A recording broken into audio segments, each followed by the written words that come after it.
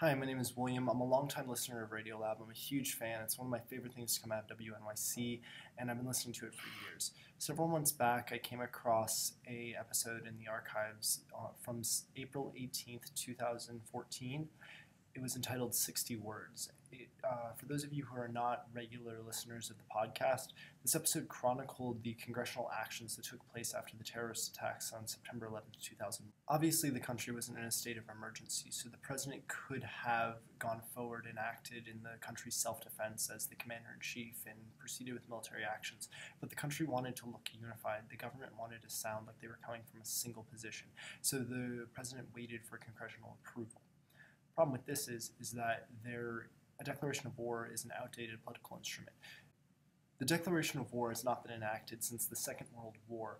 The modern equivalent of it is something called an AUMF, or an authorization for the use of military force. It's basically Congress's way of giving the president permission to engage in military actions as the commander-in-chief. The first copy of the AUMF that was presented to Congress after the attacks on September 11th was just 2 days later. It was ultimately turned down because it gave far too much power to the president to enact war. It had the idea that the president could preempt aggression.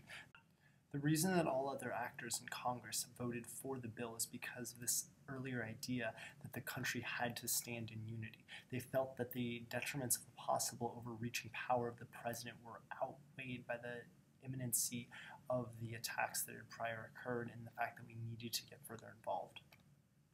Along the same line of having a problem with this word aggression, the new document did mention all necessary and appropriate force, which again is a very undefined term. What is appropriate force? What is necessary?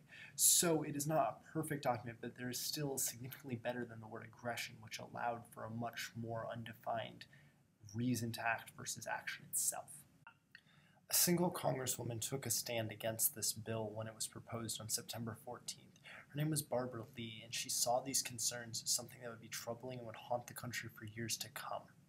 The reason that all other actors in Congress voted up the bill was because of this earlier idea that the government had to stand in unity. We needed to see a leading system that was willing to stand unified against a common enemy. This was the worst terrorist attack that has ever occurred on American soil, and our government had to look like it was ready to take it on as a single power. 60 Words delves into the part of the AUMF where Congress actually gives the president the authority to act in the self-defense of the country and to act as a military aggressor. However, this is only part A of the document, and the show was around these 60 words. And they go into talking about how this is a very scary concept of a president having this much power and being able to act as his own actor for the country. Part B of the document covers the war power resolutions requirements. This word requirement is extremely important because if you look back to prior AMF that it is based off of, the one for the Gulf War, it is throughout the entire document strewn with references to this and checking the president's power after the fact. The president is a person and is a political figure.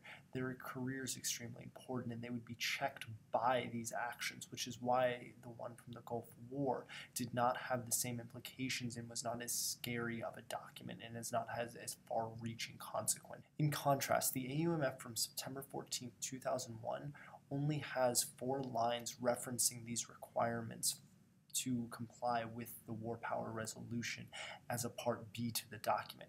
It is nowhere near as entangled and these checks are not as well founded in the document itself.